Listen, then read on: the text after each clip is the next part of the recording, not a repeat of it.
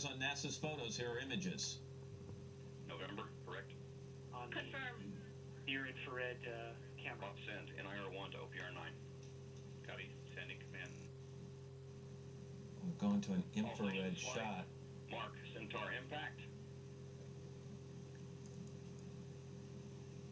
That was an announcement by the flight director that the center impact should have. Confirm receipt of command, over. Now keep in mind, you're watching the second viewing now coming from Elcross. Copy that, payload.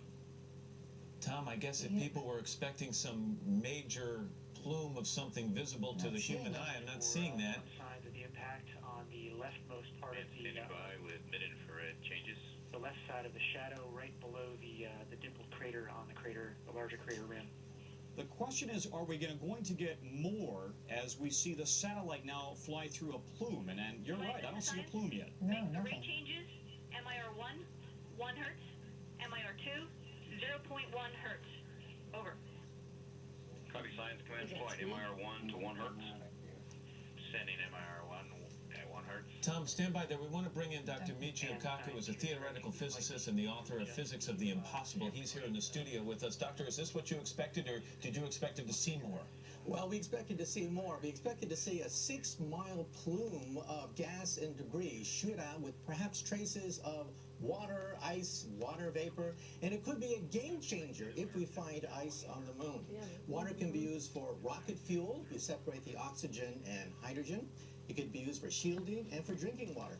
For the people who were sitting, we were told that with a fairly large telescope here on Earth, you'd be able to see this, and now yet we're looking at images coming from that trailing satellite, and I can't see anything. Is this a little surprising? Yeah, but you need about a 10-inch telescope, probably west of the Mississippi, in order to see anything on the moon. Well, the satellite has been recording the data right now, sending the images back. That satellite is going to impact in about 30 seconds at this point, creating yet another plume. And creating the end of this image that we're seeing right now, I would imagine.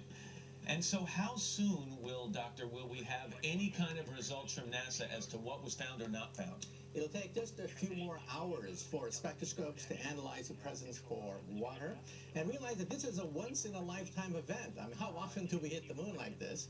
But I also point out that Mother Nature hits the moon naturally once a week with large meteorites. I was going to say, because there are people who are worried about this, going, oh my gosh, you're going to throw the moon off its orbit and that's going to cause all kinds of problems with us. No way, because Mother Nature does that once a week.